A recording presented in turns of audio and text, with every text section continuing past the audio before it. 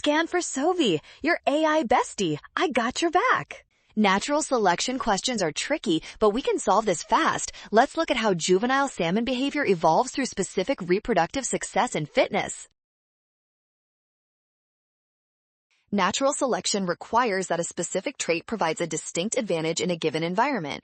We need to find which data point actually proves that this behavior helps the population. Evolutionary fitness is measured by an organism's ability to survive and pass on its genes. While growth and lifespan are important, they do not directly define biological fitness in this context. Therefore, demonstrating that salmon exhibiting predator avoidance have more viable offspring directly supports the claim. That makes option D our final winner. Well done! Scan the code. You can learn better with Sovi. Avoid the rush and trust the given data to find the rule.